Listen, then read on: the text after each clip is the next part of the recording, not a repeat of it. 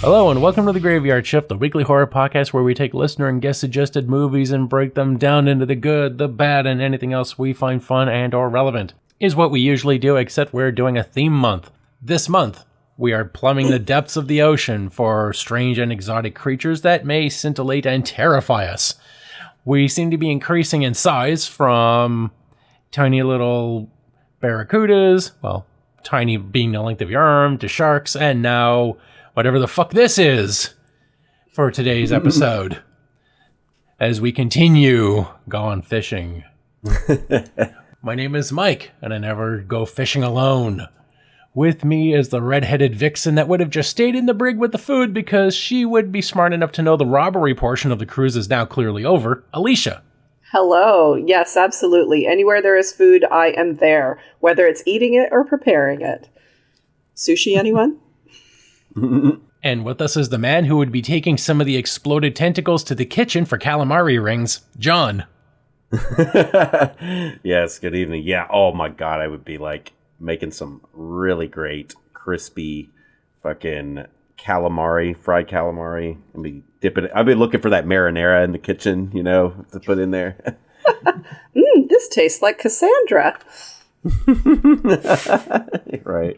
It's like it gives it that extra little that little flavor, you know. Zhuzhing it up. This little extra garnish.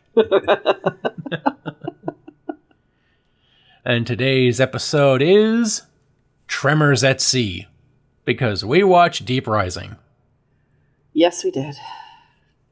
This was directed by Stephen Sommers, the guy that did both The Mummy and G.I. Joe, Rise of Cobra, and Van Helsing.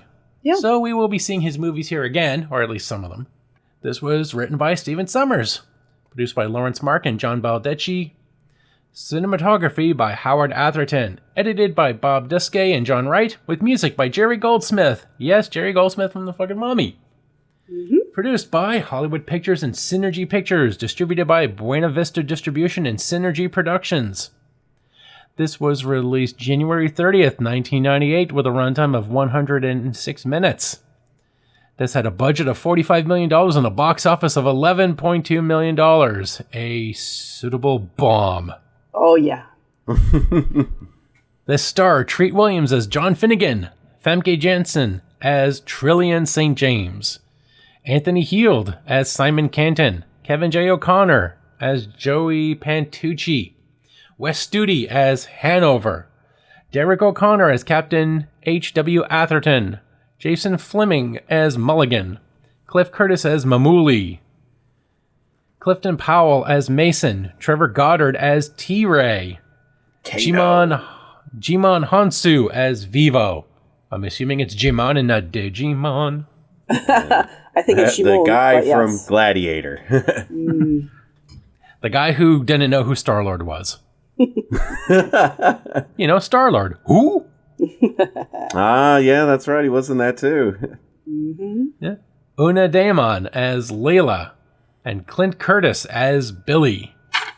This has a Rotten Tomato score of 35%, and the critical reception is that Roger Ebert included it on his most hated list, calling it an alien clone with a fresh paint job. And Variety's Leonard Clady said the film is an old-fashioned B-movie with A-effect budgets, but quality sheen cannot disguise the cheap thrills hokum. Oh, yeah. Yeah. And the synopsis of this movie is, a charter boat gets taken hostage by the worst mercenary folks money can buy to pull an insurance scam at sea when a water-based sarlacc attacks the ship, and is actually pretty terrifying until you see it. Yes. Yes, yeah. The idea of it. There was some and the decent build-up, you know. And it just, it looks like some, rip-off of that mixed with the Rancor, you know. Mm-hmm. Like, the face and the head was remind me a little bit of the Rancor, but, you know, it was, like, obviously in a more aquatic take, but, yeah. We can get to the trivia section. So, John, do you want to go first? Yeah, I have just couple little tidbits on here. I mean, this movie was not super interesting for me, but apparently Treat Williams, he's good buddies with Steve Sommers. He said he greatly enjoyed filming and working with him, and he described the experience as fun, just fun. And, you know, even though this movie is particularly great. You could see that energy come through in those later movies where he did it really good. Like just a year later, you get to The Mummy, and I've watched a lot of behind the scenes for the making of that, and a lot of the cast and crew describe that same way. It's just like, yeah, when you're working with Steve, you're just gonna have a good time. So that was cool to see. And it's good to see that some guy cares about, making sure everybody's happy on the for this for his projects.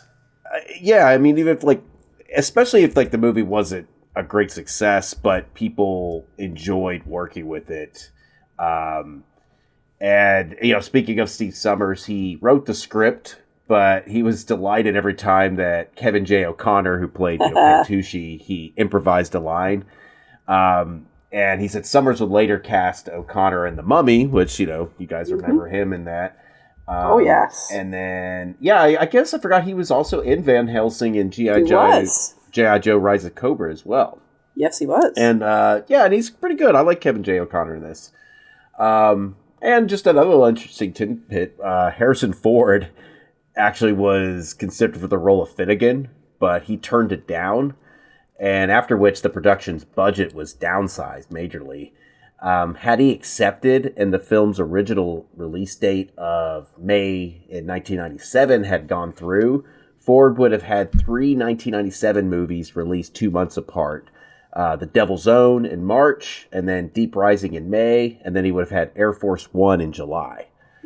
So, we would have had even more Ford going on. Maybe we would have been oversaturated with it. Yeah. I don't know if he would have elevated this. This movie's absurd and not well written. I guess it would be more of a blemish on Ford's career.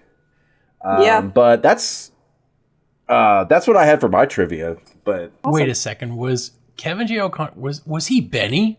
Yes, he was. Yeah, he was Benny. He sure was.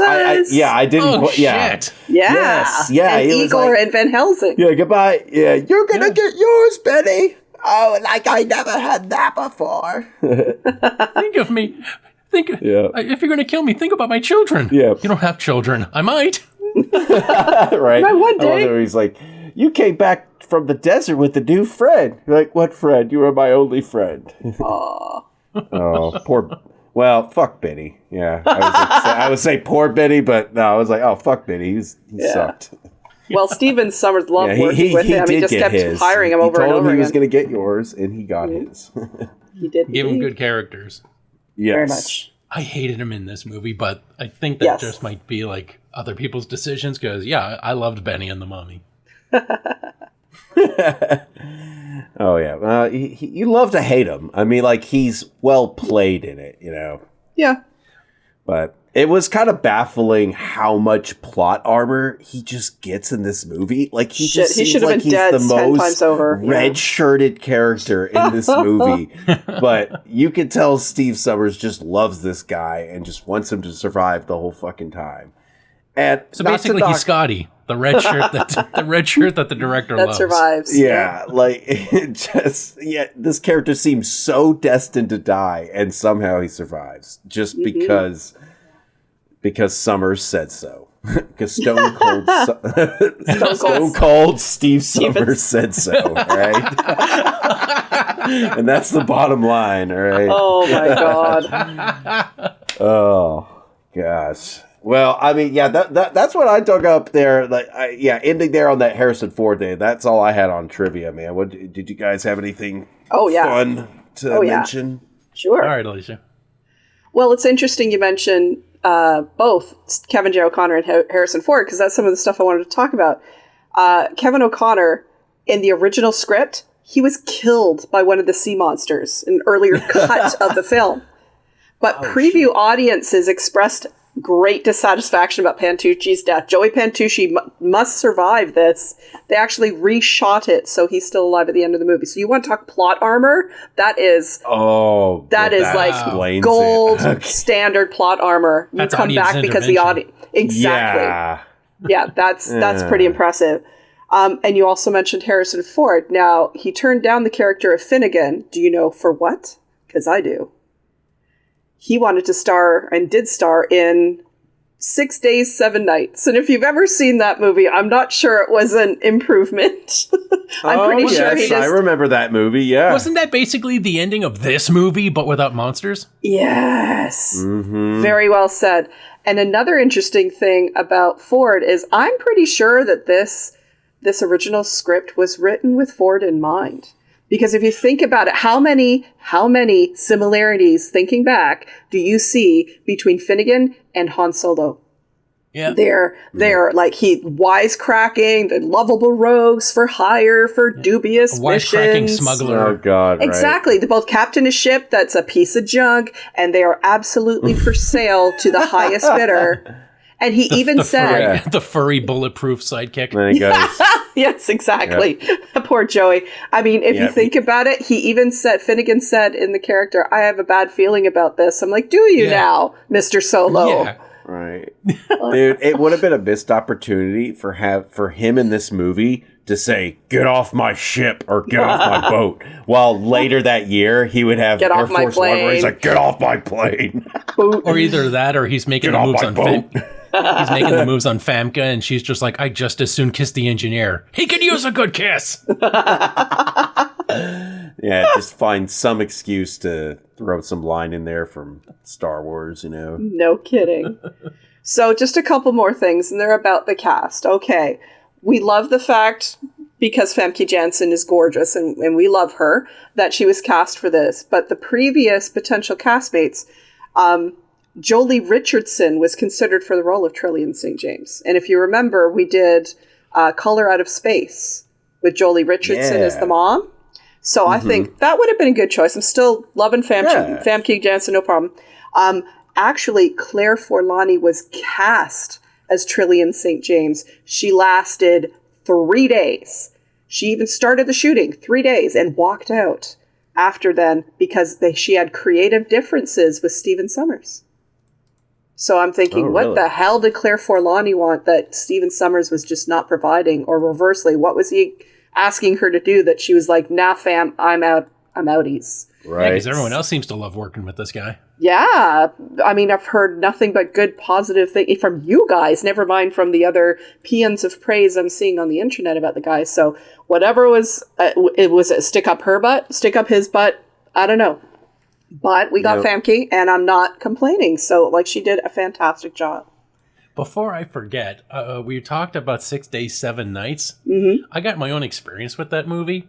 I had no interest in seeing it in theaters because it looked like those, like a retread of those old 50s romance movies where it's just like, let's just put two cantankerous people who would never get along in a city environment and force them to be like, well, you have to settle for each other eventually. Yeah. And turns out the only reason I watched that movie was because it was one of the 6 that came as part of a bundle for our family's first DVD player. Oh, wow. Along with Lost in Space. Guess which one of those I watched more? Oh, I bet. Totally 6 days. Totally. I remember when that movie came out, and it seemed like it had a little bit of buzz for like a week, and then it was quickly forgotten. Like when it was in the theaters. Just because it was like, that was like one of the peak eras for like rom-coms, you know? Dude, it was Romancing the Stone. You know? Yeah. I liked Lost in Space so much, I bought the soundtrack. Wow. That's saying something. No shit. And we didn't even get to see Joey Tribbiani go, hey, how you doing? Anywhere in that movie whatsoever. How you doing? How you doing, Mrs. Smith? So the last piece of trivia that I want to share is Mike and I were both watching this, and we got right to the end, and the end was, I'm sure that's like a bad for Mike. We absolutely said, well, shit, the ending of this looks like it's the start to another movie that never happened. Well, guess what, Mike? Ding, ding, ding. You are absolutely right. Because the island the survivors became stranded on at the end of the film, more than just a simple nod to King Kong and Skull Island, it was actually supposed to be a lead-in to the King Kong reboot, which would also have been directed by none other than Stephen Sommers. So he wanted to create the Monsterverse in the 90s. He really did. It was like supposed to be a response to Godzilla, which was rather poorly received, if we remember, like the 98 version. it was like the idea was picked up and Summers was attached to the reboot of The Mummy, and he wanted to do this one as well, but the reboot ended up in development hell, as they often do, and then just got passed on to other studios, like, like a doobie at a Stones concert. And then eventually Peter Jackson remade it in 2005. But that is exactly why they did the whole roar, through the all you see is through the forest up at the top of the hill. That was totally meant to be, and then the lead into King Kong. God, given how much he improved with The Mummy, or at least that he showed his potential with The Mummy, how much better do you think Kong would have been if we didn't get Peter Jackson, with his...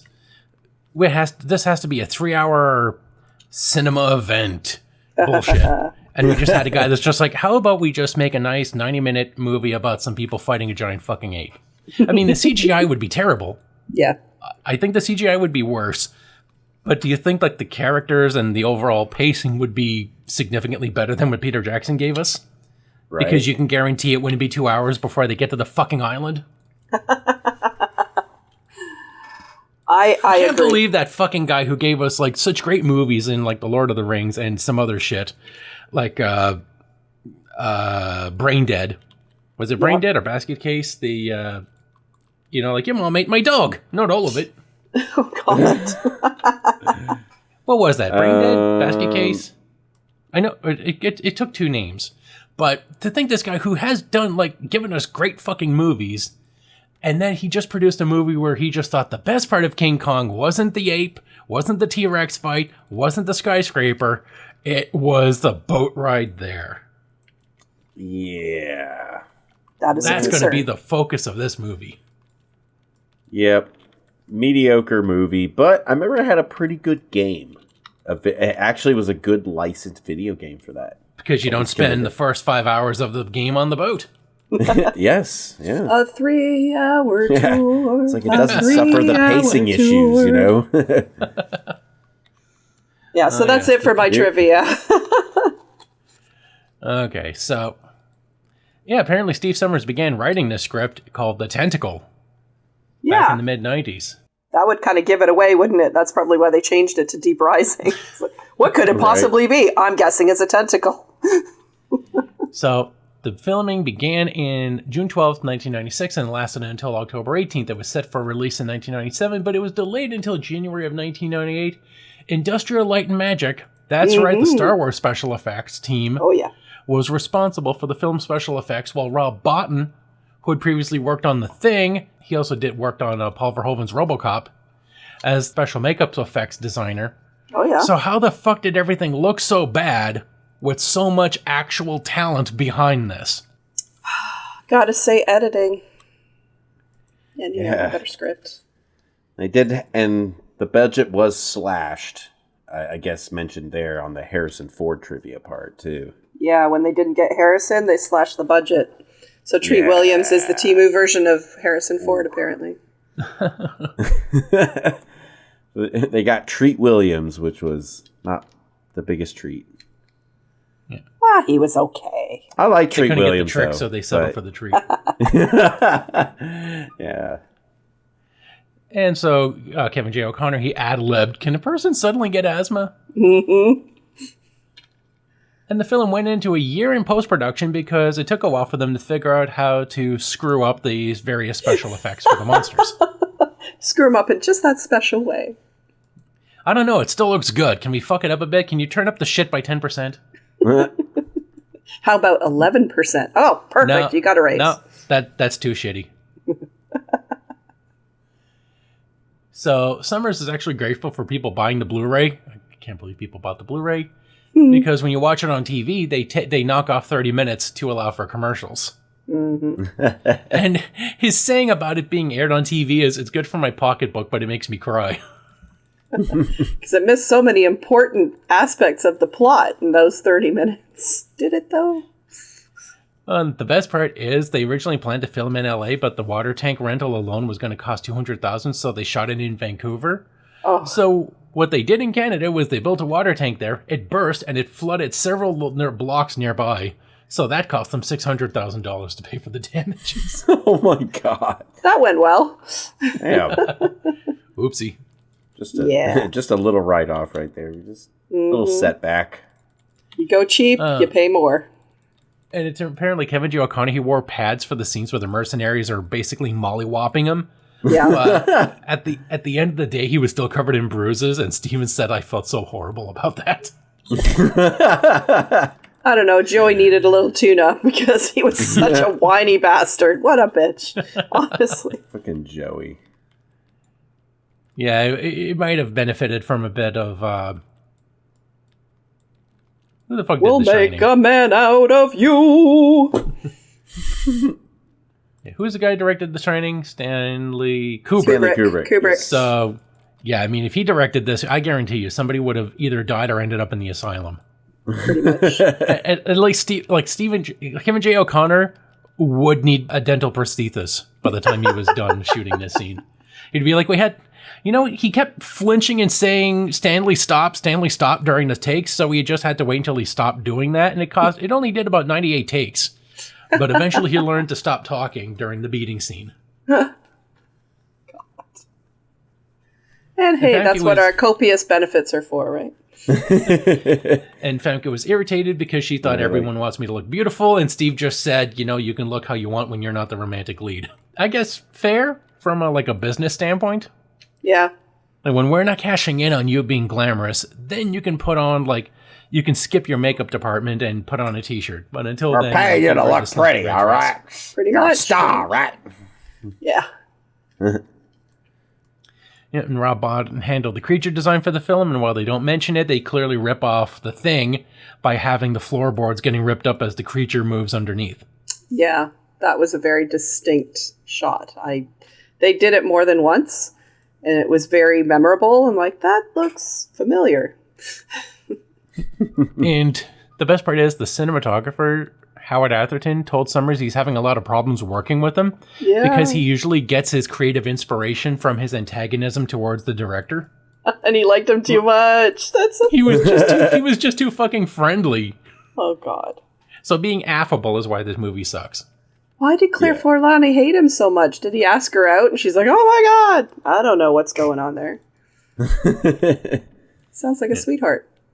And Famke's character, Trillian, is named after Trillian from Hitchhiker's Guide to the Galaxy. Yeah, although her name was Trisha McMillan or something, so Trillian was just like portmanteaued together. Yeah. Because you were asking while we watched the movie, like, who the fuck names anybody Trillian? Well, there you go. There's your answer.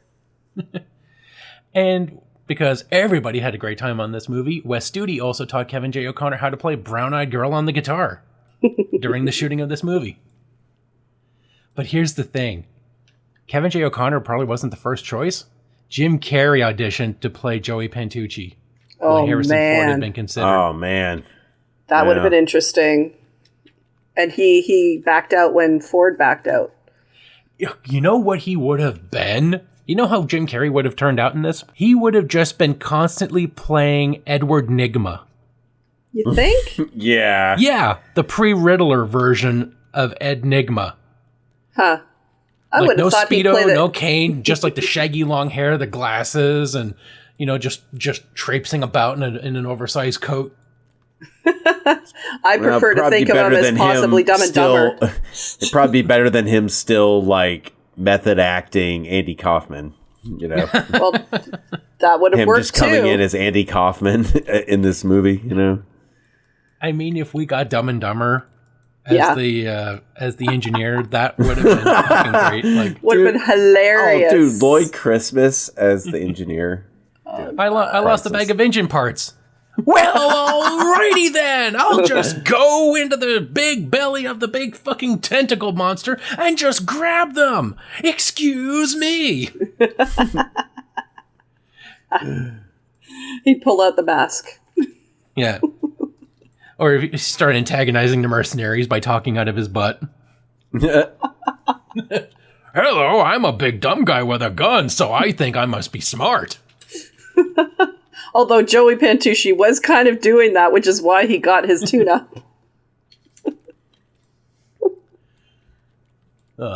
So, yeah, there's more trivia, but fuck, that would mean we're talking about this movie more. So, look it up on IMDb. Let's get into the goods. Yeah. So, we'll get into my goods. I thought this was an exciting intro. Yeah. Captain basically like alt-tabbing out of his poker game so that his mechanic wouldn't be pissed off with him. Yeah. I did like the stunt work that they showed on the cruise ship for the impact. There were things I didn't like about that, but I did like the stunt work of people like flying all over the place. Like shit bouncing all over, colliding with each other. It was good. Yeah, that was kind of cool. Yeah. A lot of interesting choreography going on with that, you know. It was very busy. I also like the toilet suction kill. Oh, God, yeah. Yeah. That was one of my favorites. Definitely and the first. evoking memories of Dreamcatcher here. Oh, Yeah, boy. it basically began like Violent Night ended. Like, let's just pull someone into a tiny space. Yeah. And let physics do the rest. Pretty much. Very true. Oh, that was a There's great a thought experiment for you, kids. Yeah. What happens when something with bones goes into a place? Let's get the Mythbusters team on this one here.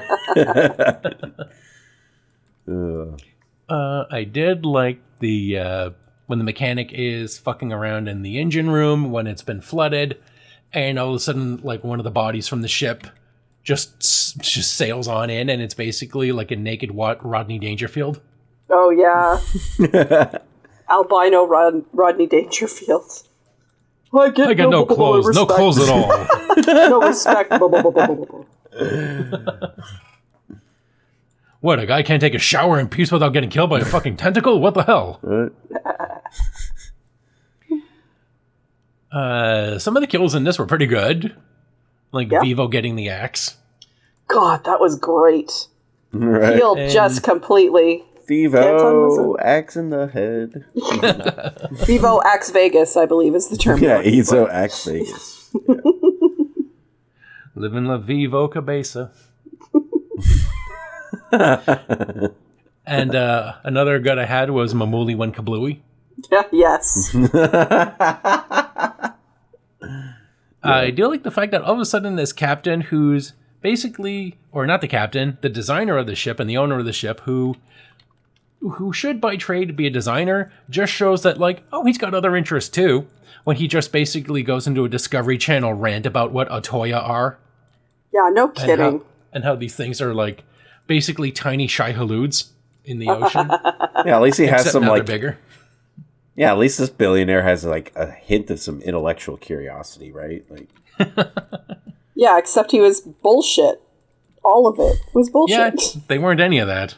No, they were not. The other black guy that wasn't Vivo, I called him like Ernie Hudson and Eddie Murphy in a transporter accident. Oh, absolutely. He did. For one moment, he looked like Murphy, and the other moment, he looked like Hudson. I'm like, have you been hanging out with Jeff Goldblum lately? You know, got into one of those machines, had a little trip. Also, another good I had was the unspoken agreement of everyone to let the Danny Elfman mercenary get ambushed from behind in the brig by nobody telling him that a tentacle is coming up behind him. You could just hear the unspoken words. This guy was like, what are you looking at? It's behind me, isn't it? He didn't say that, but his face conveyed it. It's behind me, isn't it? And they're like, yeah. It was all mental like, telepathy at this point. It's like, you are fucked. Yeah, we Good got thing we don't like you. Yeah, finally, You're man. crazy. It's like, go back to Lock, Stock, and Two Smoking Barrels. Yeah, no kidding. It's like, you crazy, but that's okay, because that makes the meat spicier. Yeah, right. Yeah, Jason Fleming, though. Good actor, though. Yes. He'd later go on to be in The Curious Case of Benjamin Button. Oh, I haven't seen that yet. Button. Yep. I have not not seen that. It's a classic. And using the boat as a suicide torpedo launcher was a great idea. I loved it in The African Queen 60 years earlier. Yes. Or Katharine 50 years Hepburn earlier. called. She wants to talk to you about your stealing her idea. Yeah. And Humphrey Bogart is not very impressed either. Yeah, it's like that also was like a much better movie that had a romance between a grouchy know-it-all captain and a cantankerous but smart redhead. Mm-hmm. And my final good is, so they're all going to die on Monster Island. Great. Yep. Yeah, it felt like, the sequel's going to be Monster Island. This is actually connected to, this is the prequel to King Kong. Yep. Luckily it wasn't. I thought you said Monster Island was a lie. It's actually an archipelago. He was actually trying to launch a cinematic universe. It was going to be the Summerverse, Mm-hmm. the Summersverse. So that's my goods. John, what are your goods? I like we have a star-studded cast going on here. I mean, this is definitely not any of these people's best movie. But, I mean, okay, Famke Janssen and tons of recognizable stuff. I mean, even off the top of my head, this is not even one of her most well-known movies, but I loved her in that, like, House on Haunted Hill remake in 1999. Okay. Yeah, she was that, played Evelyn, and of course, Jean Grey and the, X-Men Fox run of it. And then I think even in there, too, she was in GoldenEye the year before that. And I know there's some trivia too about like they were concerned about her being too recognizable from that movie too as well when she was cast in this. But and then we have Anthony Heald, really one of those kind of character actors that always gets typecast as these kind of swarmy, scheming asshole billionaire type people. Well, look at him as Dr. Chilton, right? Like, he was just Chilton in Silence of the Lambs, like, right about this time, wasn't he? Yeah. Like, he's so good at playing these kind of, like, asshole dudes, Yeah. I'm pretty sure he's such a chill dude in real life, but, man. I hope so. He's got such a punchable face. He does! That's an excellent way of putting it. He really can just do the smug smile like nobody's business. Oh, yeah. Like, I absolutely wanted to smack him. So yes, very well. We mentioned a lot about Kevin J. O'Connor. His character did piss me off in this, but I mean, God, he's great in The Mummy, so he has a lot of grace in here. And then like Wes Studi here as Hanover. He was Sphinx in Mystery Men. And then obviously, I'd forgotten about that. and then again, that's not even the movie he's best known for because he was like in Last of the Mohicans and Dances with Wolves. Ugh, kind of hate that movie, but I did. I loved it for the time. Yeah, at least I guess it's one of those movies that didn't age as graciously. That's fair. That's fair. Oh yeah, I forgot he was also in Heat, which is also a great classic. That's one of my favorites, but I don't remember. In Heat or Casals. Okay. I have to rewatch that. It's one of my favorites, but I haven't seen it in like 10 years.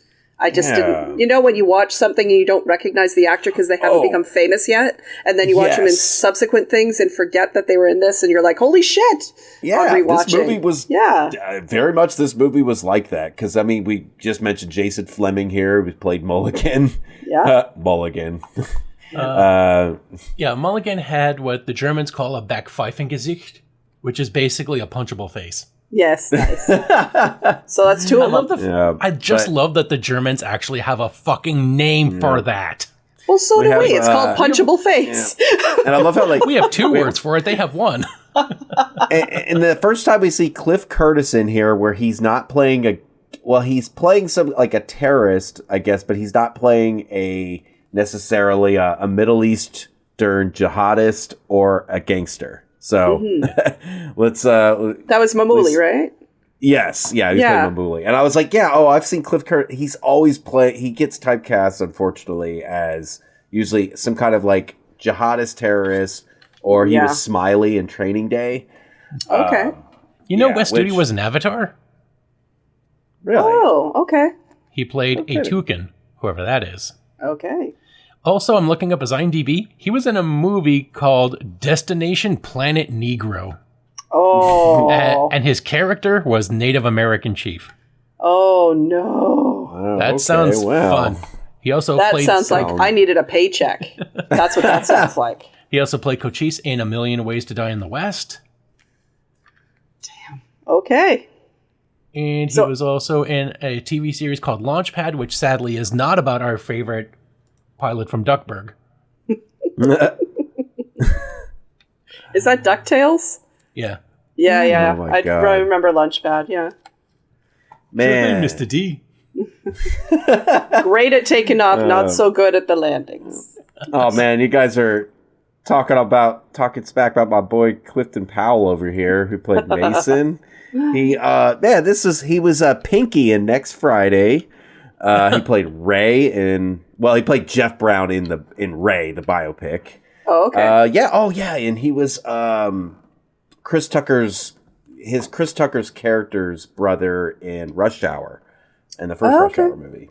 Yeah, whenever he's like going and talking to his like kind of his brother that had like more of the shady criminal dealings and all that, and whenever they're in that little like dive bar and everything. Gotcha. But I don't know, just a lot of recognizable names. I thought that was cool there. I also got to call out the guy who played T-Ray. He played Kano in the first Mortal Kombat movie a couple of years before that. Yes, Timu, Colin Farrell. Colin Farrell, yeah. Exactly. That's what I'm saying. Like, they couldn't get Colin Farrell here. Well, they couldn't afford Harrison Ford. They're definitely not getting Colin Farrell. He was too busy being Bullseye. Right. So they couldn't get... Okay, so they couldn't get Ford, for one, but, they did get some pretty decent actors nonetheless. Yeah. Unfortunately, this wasn't any of these people's best performance, but I at least commend that because they did... I have to give it credit because they at least made this movie a absolute shit movie to more of a mediocre movie. Because there's not much going on with the monsters, but at least there's some interesting campy dialogue going on with it. There's some chemistry, at least, that kept this movie. Maybe my standards are very low because we haven't been watching a lot of great movies lately. Yeah, we need to reinforce our standards again. We've dipped down below the minimum threshold. I can definitely see where the actors aren't given much to work with in the script, but they're trying their best, and they do elevate it a little bit with some, some skillful acting. If this was like a completely B cast, I would have fallen asleep. I would have really struggled. Yeah. And I could see for one, like. Even though the CGI is really bad in this movie, I did point out there's a couple points where I think when they don't show the full monster, they just show maybe a bit of its tentacle. There's a couple shots where the tail looks pretty good. It's kind of early in the movie whenever Finnegan is kind of revolting back, and I was like, oh, well, the CGI actually blends into the environment a little bit here. I at least wanted to point it out that there was a couple points where it looked okay, and you can see that, like, at this point in time, like, the tech was improving. It wasn't quite there yet.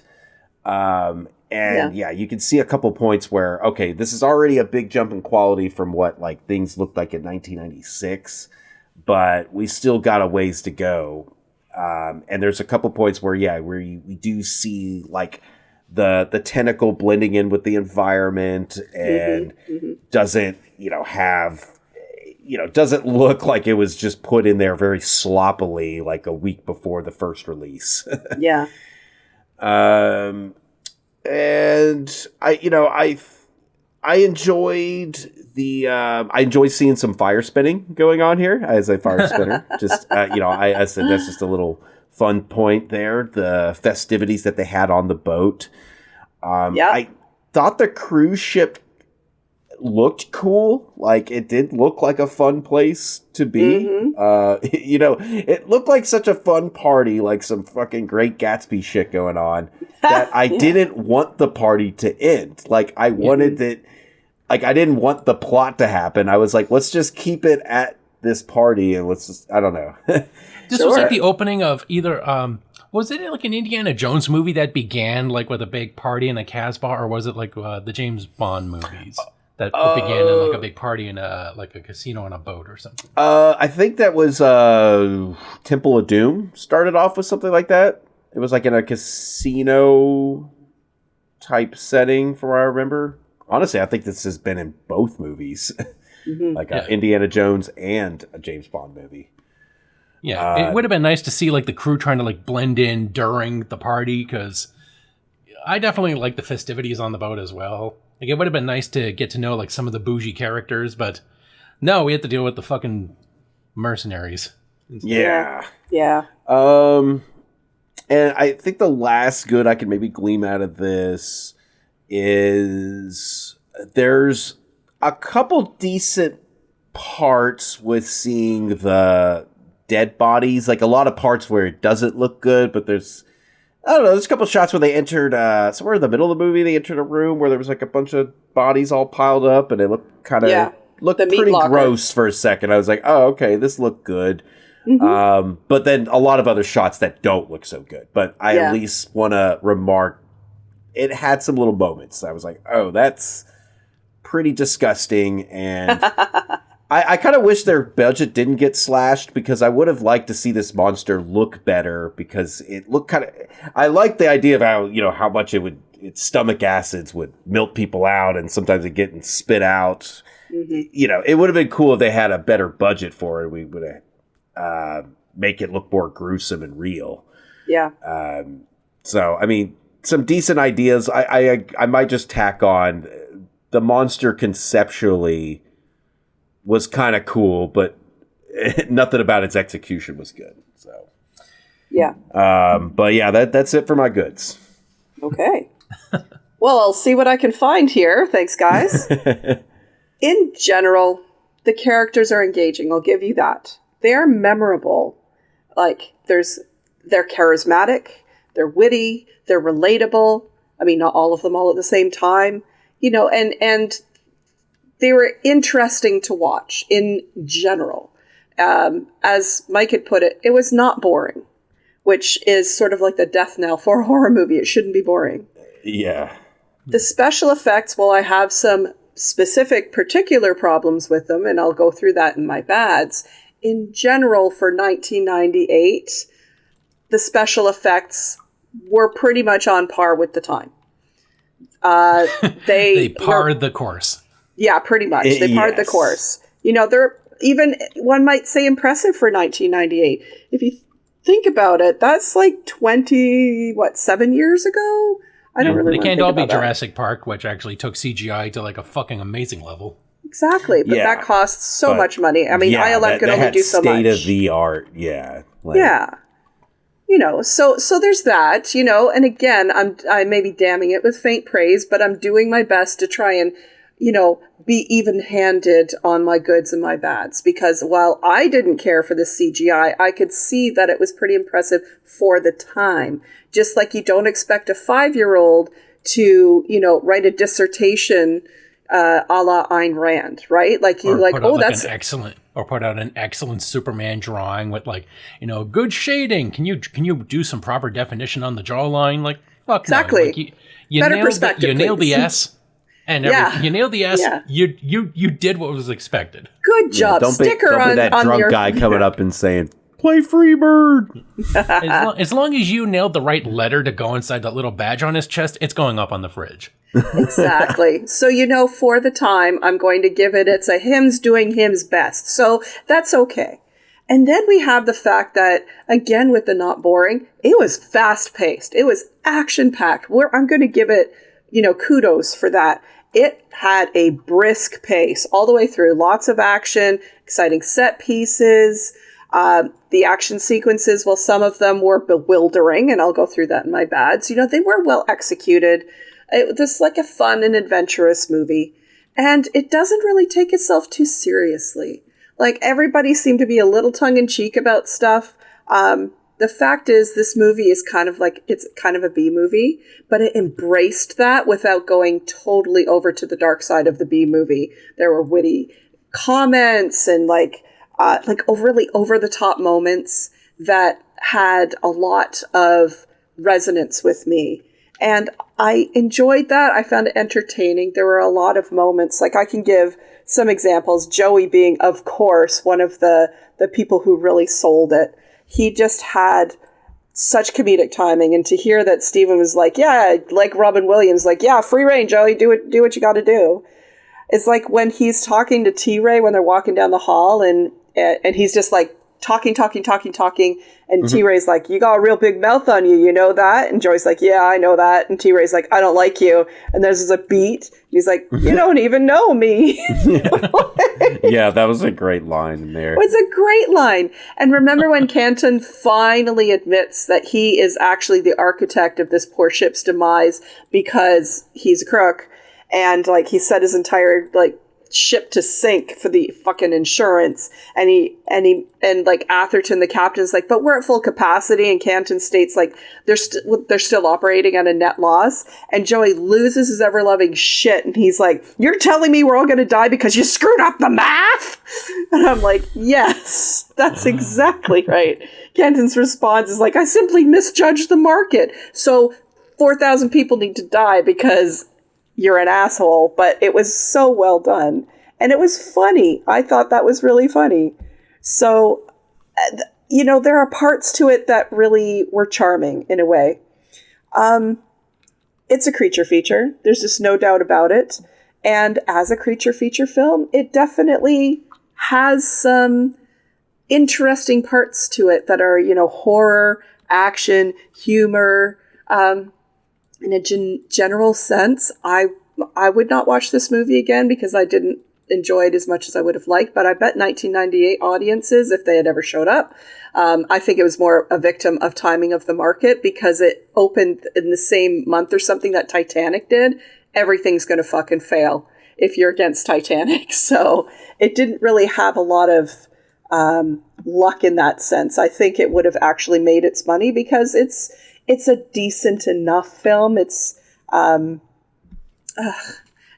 I know, damning with faint praise, but I think Anthony for the Heald's time, not the only one that misjudged the market. Yeah, pretty much. And they actually delayed it because they needed more time to finish it with all that CGI that ran them significantly over budget. But they also didn't want to compete with Air Force One. They didn't want to compete with Air Force One, and then they ended up opening it in the wintertime, which is normally known as the time that you open movies that you don't think are going to do very well. You don't put it in the summer blockbuster, which is when it was originally posted for. And then it ended up against Titanic. So, like, you were fucked either way you went. Now, some of the interesting stuff that I liked about this in specific was, again, Joey Pantucci, like, just his delivery. Like, we were talking about, who does he remind you of? And like this grease monkey, he sounded to me like a combination of Sam Kinison and Matthew Lillard's Shaggy and Bobcat Goldthwait from Scrooged. Like, could you hear it? Like when he got shrieky, he was Kinison. Oh, yeah. When he got whiny, he was Goldthwait. See that? Yeah. Get eaten by a monster. Yeah. Yeah. And when he got whiny, he was Bobcat Goldthwait, like from Scrooged.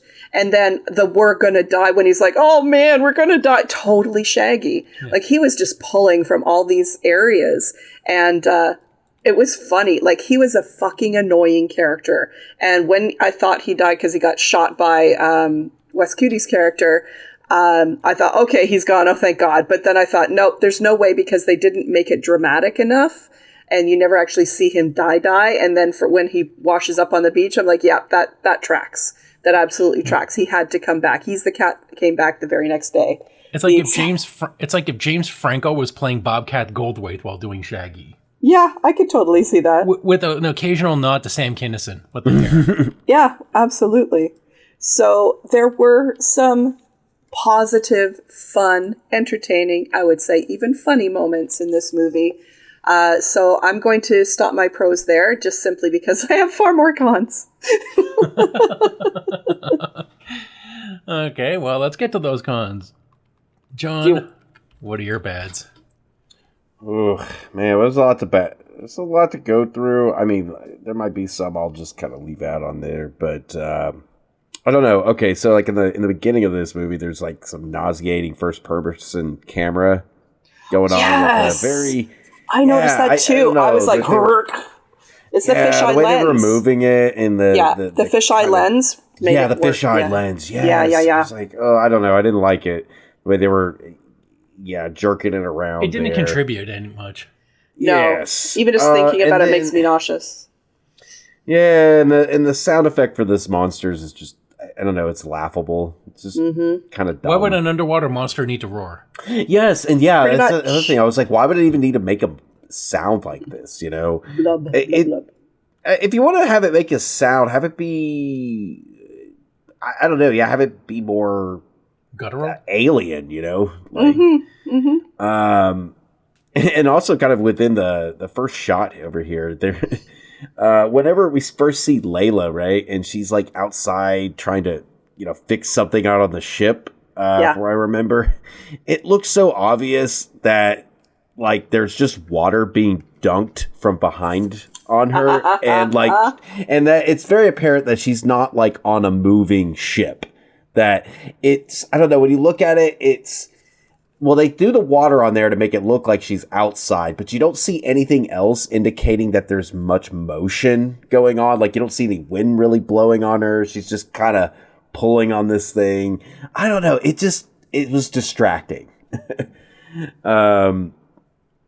And it also just, again, with this being like an Alien ripoff, it's the same tired trope of these contractors not in the least bit curious about the job they're doing. Like, I kind of get that, all right, you just want to get your paycheck. You don't want to know too many details, but you probably should have at least some basic rundown of who the people are that you're doing this run for, which also I don't know what this team's, like, these people hiring these, I guess, contractors to take them on this terrorist mission without vetting these guys. It felt like it was kind of a bad move on Hanover's part with his operation, trusting these guys. Like, there's a lot of things that have to go well with this plan. And that's kind of more to a larger point that I think the setup to this plot is just it's all over the place. It's too much. It's too much work just to get. The premise has more holes in it than the fucking ships. Yeah, and it makes no sense. It makes no fucking sense. Like, why anybody be doing this? And you do it just to get all these people on this ship. I mean, it's just like, it'd be one thing if this was more of a spy thriller and you were trying to spend more time. Well, it would be bad as a spy thriller because it doesn't really make a lot of sense there. Yeah, no kidding. You don't need this in here. It's like, it's a very sloppily written spy thriller plot that you're tacking onto a creature feature. So and a swashbuckling romance. Yeah. Movie. So yeah, I guess that plot's too convoluted, and then it links into another thing I wrote down where I just felt like this movie is too long because there's while it does pick up a bit in the second half of the movie, it just, because the movie is like, feels completely different from where it starts off, it makes that convoluted plot with the terrorists trying to rob Canton's ship, and Canton running his scheme over here. Like, I don't know, there's not much payoff in any of that plot elements. I mean, all of those characters die from Hanover's team, so that doesn't really have much bearing. They started mixing in elements from another script that didn't need to be there. And, as much as I do like Anthony Heald, I felt like with Canton, even though this movie was trying to be more campy, and his character was too predictable, too on the nose billionaire villain guy. Like, I mean, even when he's just saying like, hey, I built this rich guy, I built this billionaire boats for billionaires because they're billionaires, or just because they're rich. It's how Elon Musk of you, sir. Yes. And now, I get it, it's he basically built Ship X. I was like, maybe just come up with a little more creativity in your in your prose. It's like, I get these guys are pretty one-dimensional because there are definitely a lot of these people in real life are that one-dimensional. But hey, we're doing a movie here. You know, maybe just have some, instead of saying, "Oh yeah, because we're rich." You don't. The rich don't say that they're rich. They say that they're chosen or something, or they're more elevated. Successful, they're hardworking, successful. Yeah, they're not going to use that word "rich." So it's like, the way I looked at it. It was too on the nose. It was too. And because of that, it was so predictable that, there's going to be this twist that he's, actually scheming against everybody. Of course, this is all an insurance scam. You know where this is going. Yeah. Basically, it was like the producers. It's like he made something that looked successful, but like there's just so much thrown into it that it cannot possibly succeed. So the only way for it to actually succeed is to fail catastrophically. Mm-hmm. Oh, gosh, yes. There was far less singing and dancing in this one, though. And no Nazis, as far as I could tell. So. Yeah, right. Where's springtime for Sharktopus?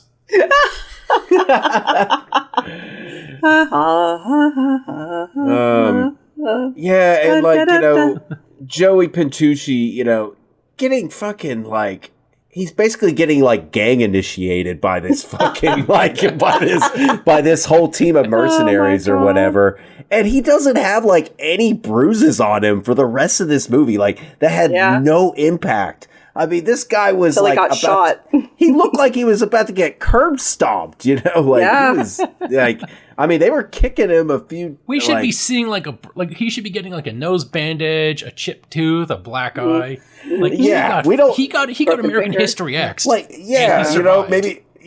him being oh shit, damn, I fucking a broken rib or something. He was getting limping kicked around the ship for the rest of the movie. Yeah. Mm-hmm. God, but fucking occasionally Summers is like this, but I can't give him plot armor then, if he's too injured. I don't know. That's right. Luckily, I shifted my organs with every kick. I'm just sore on the inside. It's only internal bleeding. We don't need a makeup department for that. That's right. It's internal bleeding. That's where the blood's supposed to be. I'm fine. It's when the blood is leaving your body, then you're in trouble. Yeah, right. It's just recirculating. Oh God. Not bothered how much this was ripping off Alien. I guess it makes sense. Roger Ebert was talking about this because, the scene when T-Ray before his death, him walking down the hallway with the with the water up to his knees. Oh my God! Yes, we had to watch it over and over again. Honestly, 5 or 6 times. It did not make sense. It was logistically impossible. For that shot. Yep. And we're going to talk about that when I get there. Yes. Do you want me to skip that one then? Because I also have anger issues about that particular thing. Oh yeah, I mean, you guys go all into it. It's it's a lot of. I went into it. I was like, oh, this is just really derivative. You already see where this is going. Yeah. And the character of Layla, her just getting killed off pretty ungraciously, and kind of felt like she was just this person to kind of. She was just this object for Joey to mourn, but he doesn't even mourn her either. It was to make him feel a little sad. He gets a little. And the 6-second cry. I guess his character was supposed to be endearing, but I'm just I don't know what she sees in this guy. This did not justify any romance. I don't know, man. I'm not gonna knock anybody's taste, whatever. He just did not seem fuckable or charming. No.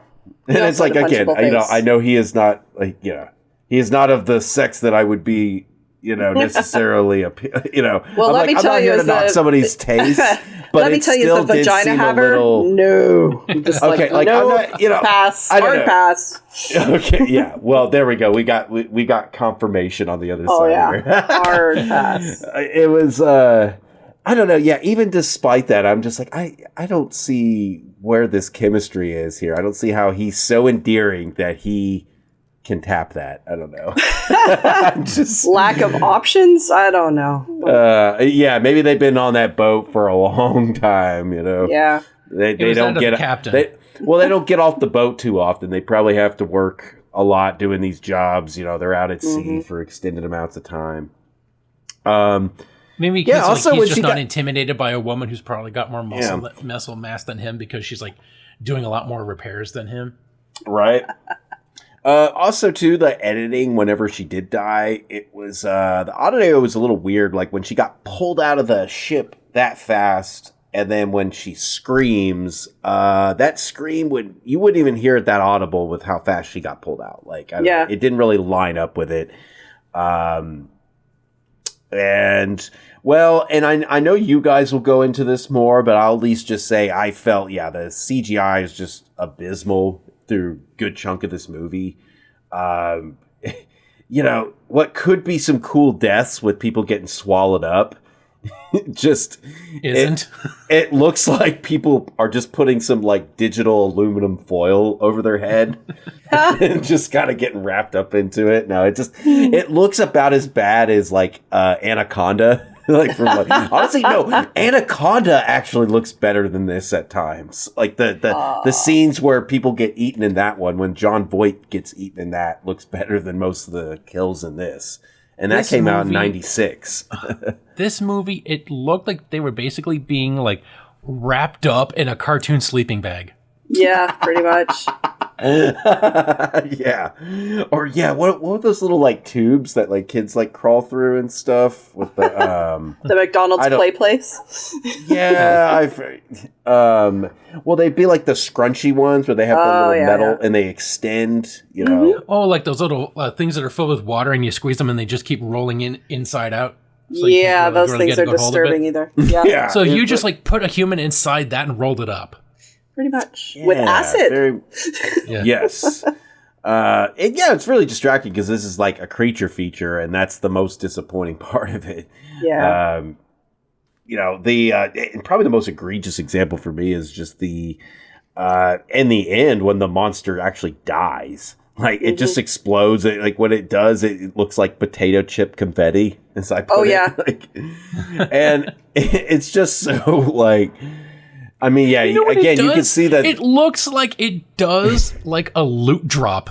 Like, when you kill, like, a monster in a video game, and it just drops, 40 piles of gold for you to collect. It's a Diablo 3 loot drop from a boss monster. Boss mob! Oh, my God, yeah. It looked like just a bunch of, like, brown...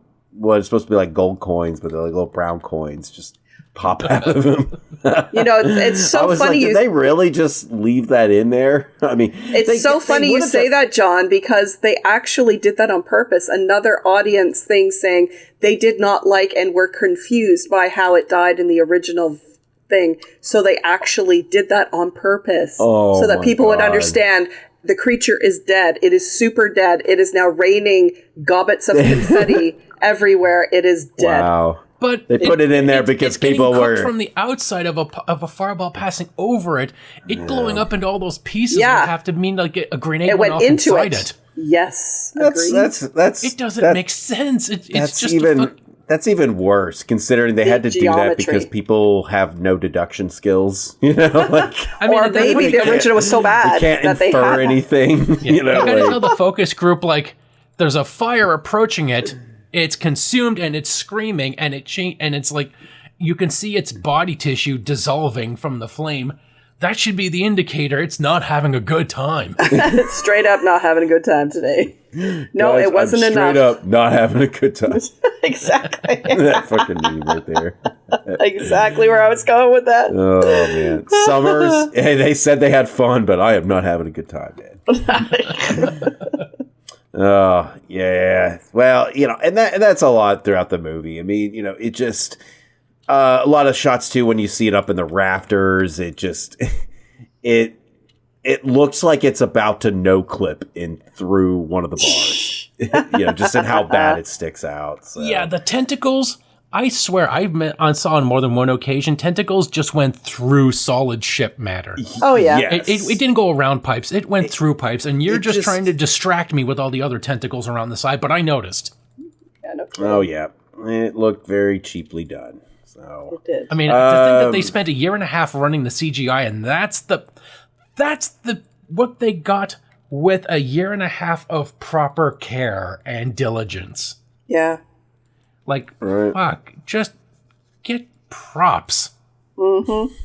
Well, actually, another interesting little thing. Apparently, they asked for props. They wanted some rubber tentacles that they could, like, throw around during the set. Not, like, while recording, to just sort of give actual physical prop effects. And weeks and weeks and weeks went by, apparently, and nothing was coming. And then 6 fucking trunk loads arrived with all of these tentacles that were hooked up to some sort of really complicated machinery that they ended up not being able to use at all, because it's like, this is not what I asked for. This is so over-engineered, it's stupid. So can you imagine how much that must have cost? It's like, cost overruns? There's one. Yeah, and they did have to pay like $600,000 in fines and fees. Yeah. Well, we could have got the tentacles on time. We could have paid for first class shipping, but we had to clean up all the water we spilled in Vancouver. And then they had to do a really bad CGI shot of a monster dying because the test audience was like, we owed $500,000 because we flooded like 4 restaurants in downtown BC. Right. If it happens off screen, it didn't happen. Right. We got to see it.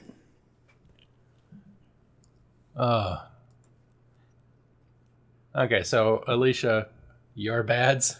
Well, never mind the weak character development with all of these one-dimensional characters. Like, think about it. Mamuli is the womanizer.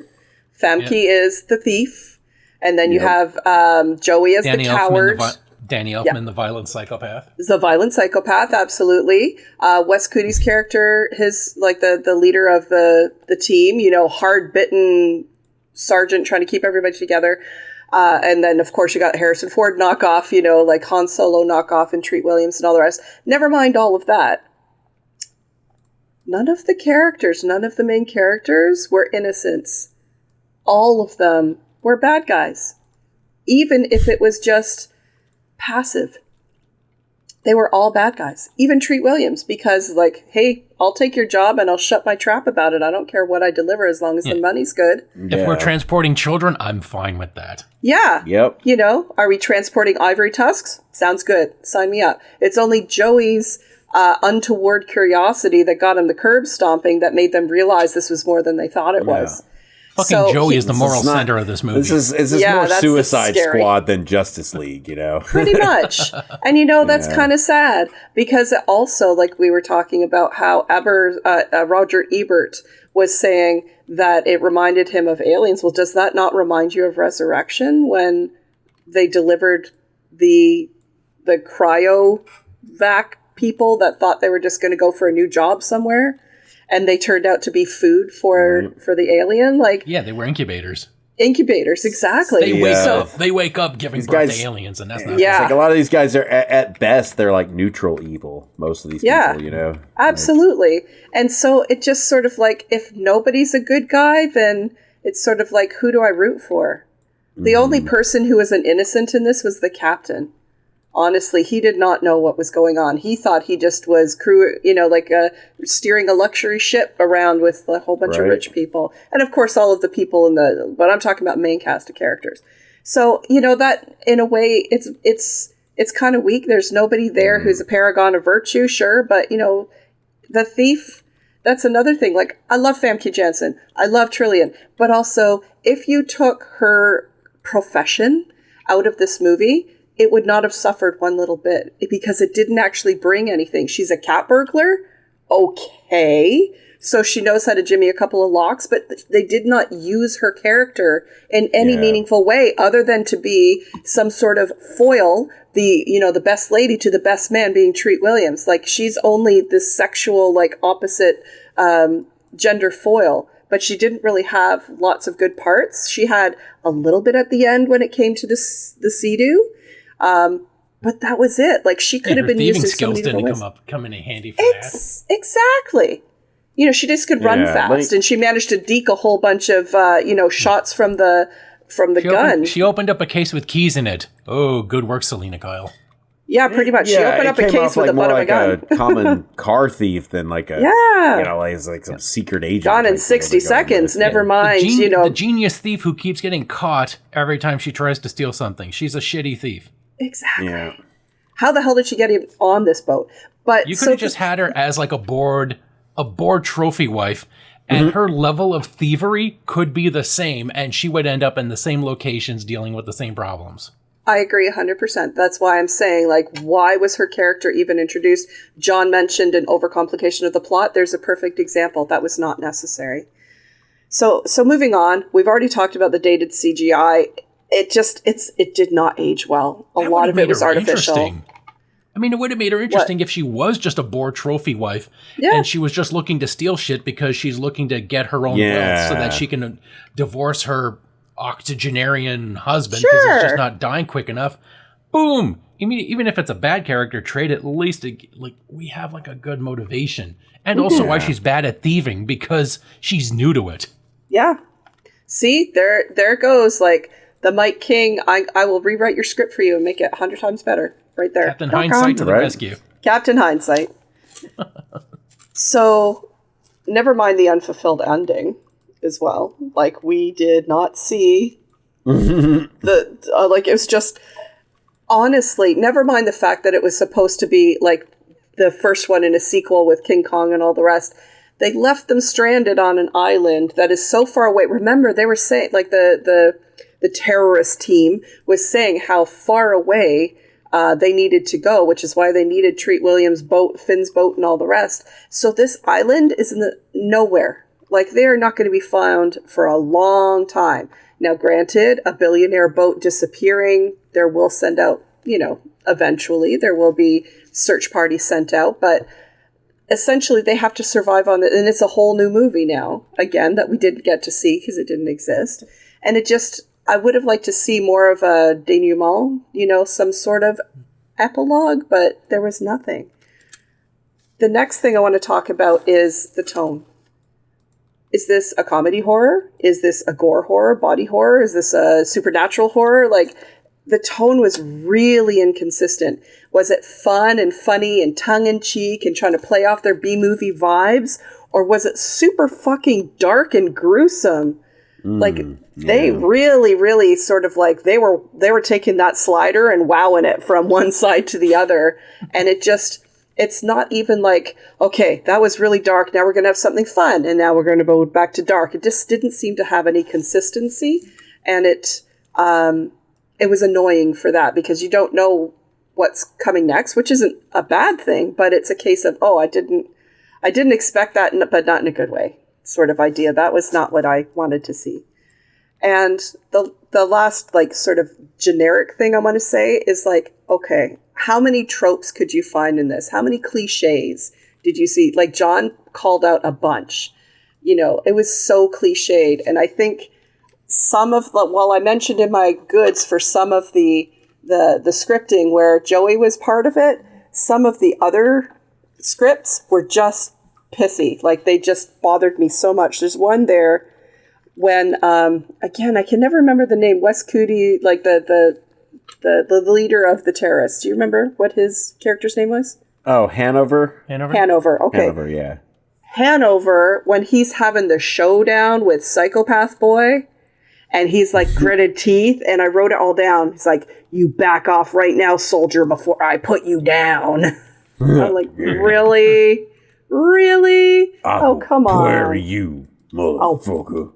Yeah, pretty much. And it was just sort of like, for fuck's sake. It was pretty, like, I totally feel you. It was like really hammy. Like, it was very hammy. It was so hammy, it was ham and Swiss. Like, it was just not great.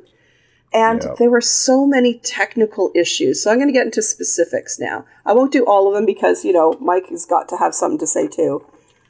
Going right back to the beginning, like, I liked the beginning except for the fisheye. Okay, I'm going to throw up now. But the music that they had, I asked Mike, like, is that a MIDI player? Like, what the hell? They couldn't have... What the hell is this noise I'm listening to? Because that's not music. That's computers barfing. Like, that's not fun. Instead of CGI, it's CGA. Pretty much. RCA. And then remember when we find out that it's Canton... But, like, somebody virused up the mainframe. We're looking at those CDs, and both Mike and I are going, like, remember CDs? Pepperidge Farm, remembers? It's like, are you kidding me? 3 CDs to run the ship. It's like, dude, It's like he's trying to install Free Space, but he doesn't have the DVD. He doesn't have like the DVD version where it's all on one, so you have to have the 3-disc installed to do it. Oh, That's God. how big this computer virus is. It's it's 3 CDs big. 3 whole CDs big. Now, the blood effects, some of them could be really great, but other ones were really, really terrible. It just looked like someone painted blood on someone's hand or face. Yeah, like the impact special effects with the blood sprays, those could be really good. But when it came to like when the ship stopped dead and everybody was flying everywhere, you know, like you didn't see nearly as many people who should have been like broken legs and broken arms and heads bashed in. Like they were literally aerobatically flying through the air at sometimes. Yeah, and great all you stunt see, work, but not but so then, great on the follow through. Yeah, then they're close-ups of the people, and they just have, like, one artful blood streak running across their face. It's like, no, I'm pretty sure that dude's head would have caved in because a piano fell on it, you know, like, come on, guys.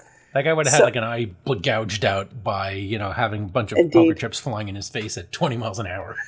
And not that I'm saying that I wanted gore in the body horror, but to be more realistic, they should have had at least a little bit, even if it was just a quick pan across. It just seemed like, oh, they have been slightly discommoded, not, oh, I'm in terrible peril because my torso is halfway across the room, you know, and I cannot see because I have no eyes. So I have no eyes and I must see. Yeah, pretty much.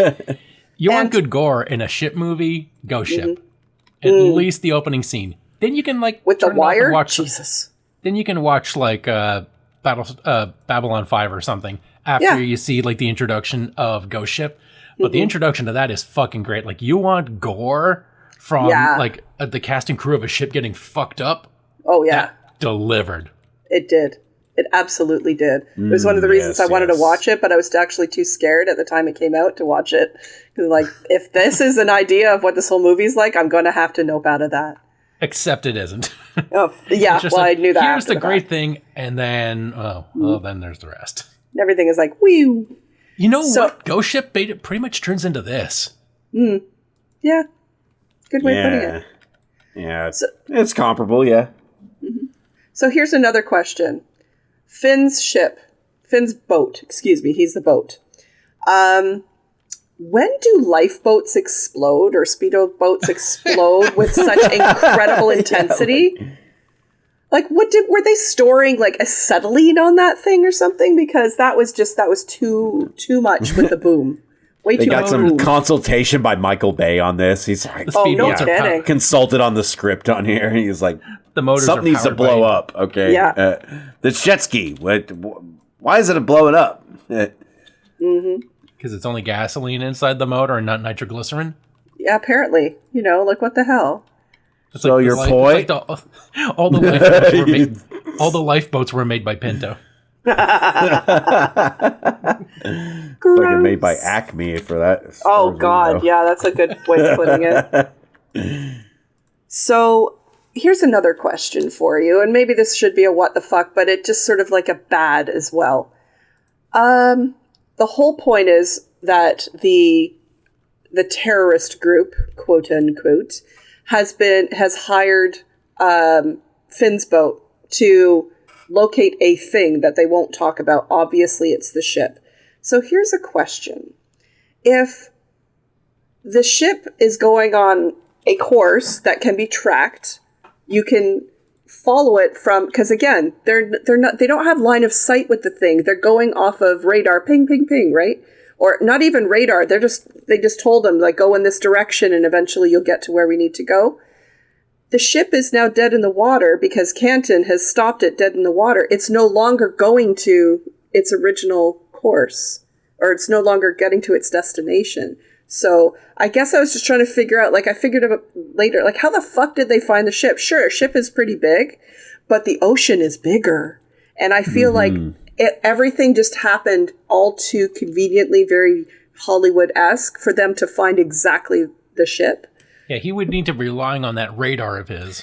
Yeah, this it was not working well. So convoluted. Like, it really was. It just seemed like a whole lot of that. Yeah, you know what? That's a good way of putting it. Sloppy.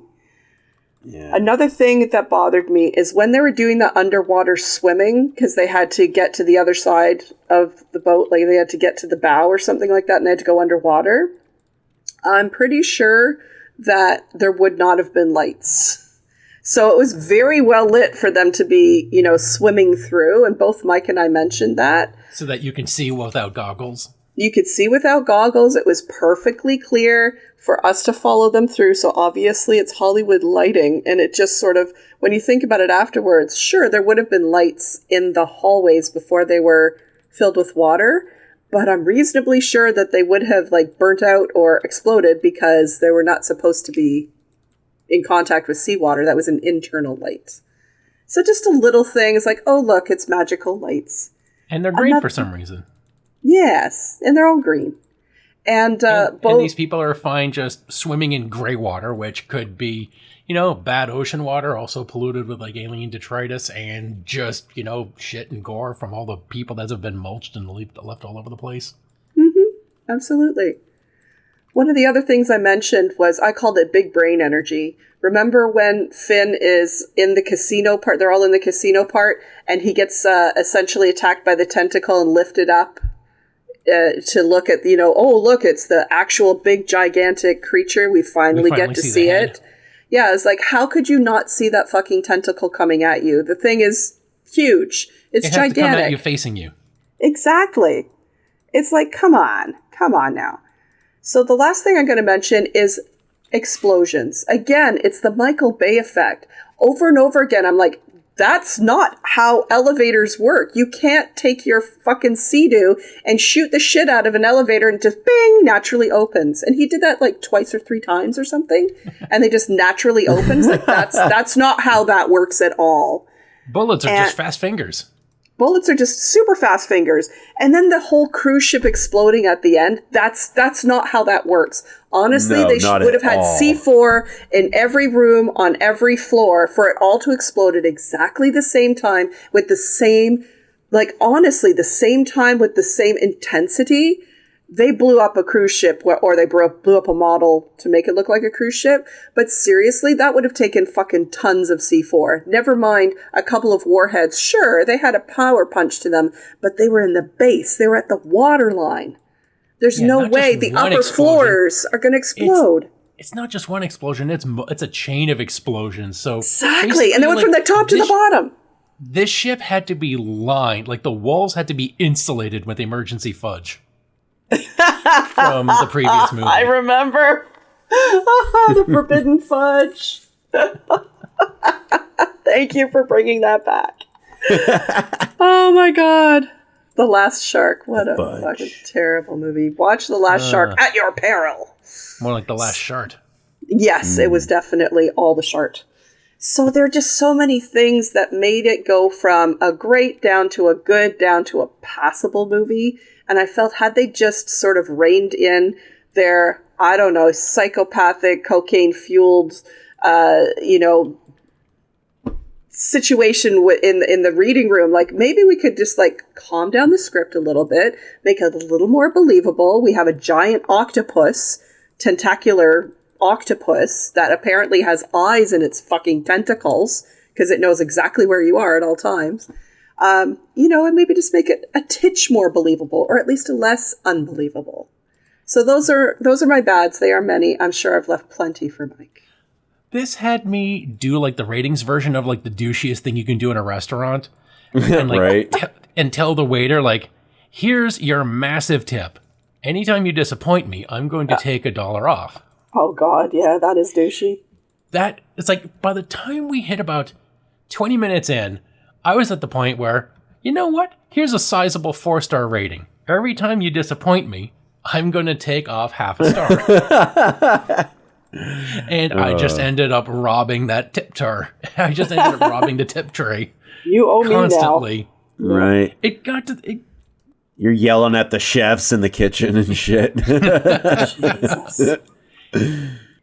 It seemed like, oh, this is promising to be a decent film. And then it was just one disappointment, but I'm like, okay, there's time to recover from it. And then it just does something incredibly stupid, and I'm like, there's still time to recover. There's just about 20 minutes left, and I'm like, oh, we're not going to be recovering from this, are we? No. No. So, here's my bads. The Argonautica is a stupid name. It is. 100%. Like, you could have called this boat, like, the Poseidonus or the Atlantisauria. Yeah, right. Let's just word vomit a bunch of names together here, you know? Oh, let's scrabble that shit. Yeah. It's like, let's just come up with cars like we're on The Simpsons. The Canyonero. The ship designer is basically Paul Reiser from Aliens. The side explosions that occur in series for a frontal collision with a lifeboat. Yeah. The hell. And talking about T-Ray getting killed, he gets killed after turning at least one corner while leaving the machine shop to investigate whatever that noise was. And yet his blood spray and his gun that was thrown backwards of his position go flying straight because things don't fly in arcs. Mm-hmm. Like they don't fly side to side arcs. There's up and down arcs, a parabolic arc. Yep. That is how a thrown object travels. It doesn't curve like fucking bullets in Wanted. And yet somehow it does God, to end up on the desk of the machine shop like a fucking remote control batarang. Yeah, no kidding. Billy dying, terrible CGI from a screaming corpse. Basically, he looked like... Oh, God, that was so bad. What if you wanted to recreate... should have been a great scene. What if you wanted to recreate Augustus Fring's death scene from Breaking Bad, but with no talent? Oh, God. Yeah. Some really bad screaming in it. Yeah, the fact that he's screaming even though like half his brain is gone. Yeah. You would not be cognizant of your situation right now. You would just be... You would be like a fucking human-sized mouse pellet being washed up out of a tentacle. Yeah. You would just look like you got coughed up by an owl. And another thing that seriously pissed me off, every soldier is on infinite ammo cheats. Yeah, no kidding. Oh my God. And they just fucking spin their ammo like it's candy. They just start running like, just shooting because it's fun. Yeah. None of them think, hey, we have limited clips. We should be sparing on this because this isn't like Mass Effect where you were just like, no, we can justify shooting infinite ammo because they're actually just shooting like 1 atom high shards out of a bar that's being held in the clip. So, you don't have to reload every like month or two. Yeah, it's like we're just going off that. Like we just found that we just hit the right slider on our start menu, so we're good. Just be grateful we didn't do big head mode. Yeah, right. They're not. It's not only like people are not bothered at all by like the noise of the guns, which is that's pretty common in movies. They're not going to have their ears blasted off necessarily from the sound, but it's like they're not even people that should they're have not even tinnitus. Phased by them shooting. Like there's not even okay, fucking stop. Like in that like, hey, it's really loud. They're just it's not even registering that. I guess everybody's just deaf already. Yeah. Another bad, the pointless CGI for what I called the Temu graboids. Oh God, yeah. Pointless. To me, Tremors was just better. Like, every fucking time. Yes. Yeah. And just like some other movies, this monster was a lot scarier when it was unseen. Because there were scenes before we get to see the shitty CGI where their scenario, the threat, seemed palpable. I'm just like, oh shit, I'm a little nervous. This is, what the fuck could it be? Like, the mystery was really doing a lot of heavy lifting. Mm-hmm. But also the fact that we weren't distracted by a fucking atrocious waste of Industrial Light and Magic's time and the studio's budget. Because we just see walls are buckling, people are disappearing, we hear screams, we see blood getting sprayed. This is mysterious. It's kind of cool. Mm-hmm. But then we see it and we're just like, dude, you might as well just have a dude with a paper bag over his head saying monster. Nicely put. It's just Kevin J. O'Connor with a T-shirt that says monster. Nobody reloads. Other bad. Another bad. Nobody swimming with goggles in unlit, filthy gray water. No, it's fine. We're just opening our eyes and exposing one of our most sensitive organs to extremely polluted ocean water. It's fine. It's not like salt in our eyes would hurt or cause damage or anything. Also, when Ernie Murphy lets go the grenade in the suicide part of the underwater scene, we get to see like the sound wave pushes the water out of the hatch where everyone is supposed to be coming out. Yeah. At that point, it should have killed everyone that was in the water because, sound can hurt. Concussion. Yeah, concussion. Underwater.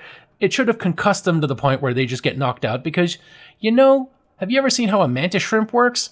Mm-hmm. It hits you so fucking hard with cavitation, like a flashbang fist, to knock out its enemy, and then it eats it. Mm-hmm. And it should have given tinnitus to everyone outside of the water. Mm-hmm. And the shitty confrontation with Shaggy and Team Asshole Leader. Yes. Like, after he shot him, you think he just would have been like, oh, you know what? I'm going to shoot you in the head myself. Give him the fucking gun so he can take a shot at you. It doesn't make any sense. Mm-hmm. It's just fucking awful. Terrible. And also, like, how did the boat captain not see the tentacle sneaking up on him when he's staring at the fucking creature? Also, we don't get to see the annoying screechy loser die, and he's the one that gets the tears from the captain. Of all the people that die around this guy, not even the hot Asian. Nothing. Yeah. Not even the hot Asian gets him to like lean against the wall with his head in his hand going like, oh my God. Mm-hmm. No, it's Joey. He's the one that's just like, oh fuck, he was the heart and soul of this operation. Which is bewildering.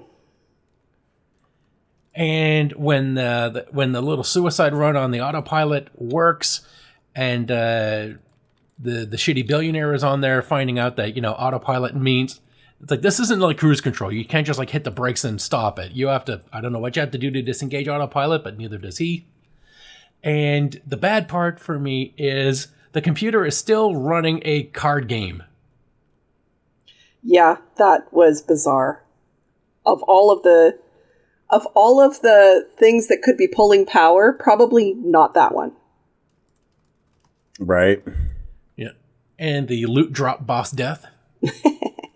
Yeah. And my final bad, Joey lives. Because he had rubbed me raw. So one of your bads is Joey didn't die, and your last bad is Joey lives. So it's the same one. You just made it that much. This fascination with this character. He's like, Summers loves this character. Everyone but the audience loves this character. And even like it was even foreshadowed because when we see the explosion, I pointed out to Alicia, why do we get to see from all the shit exploding on the boat, we see that the surfboard is intact? Why? And then of all things. Then it was Chekhov's surfboard. Because we needed that surfboard to be intact because Joey Pants needs to live. Yep. So that's the end of my bads. Now we can get to the what the fucks. Alicia, what's your what the fucks? I have one that bothered me. Okay, we all know what a blobfish looks like, right? Yep. And we know that it's not actually a blobfish, that we just called it a blobfish. It's actually quite a handsome-looking fish when it's in the fucking bottom of the sea. Like this sea creature is supposed to be. If this thing is at the top of the sea, like where the air is, I think that explosive decompression should have happened. Yeah, because this guy talks for all of the shitty bullshit he talks about how these things are like, oh, if they're this tall, they're this small at this level, and then when they reach like the end of the lithosphere, then they become like at like 400 meters down, they double in size. Can you imagine what a 40,000 depth creature would look like? Yeah. Then explain why it's up here. Exactly. That thing can survive so many fathoms, but it should not be able to survive being at sea level. Also, it should be blinded by all the light up here that isn't generated by like biochemical luminescence. It should be blind. Never mind. it shouldn't have eyes. Nothing has eyes that can survive down there because it's pitch black.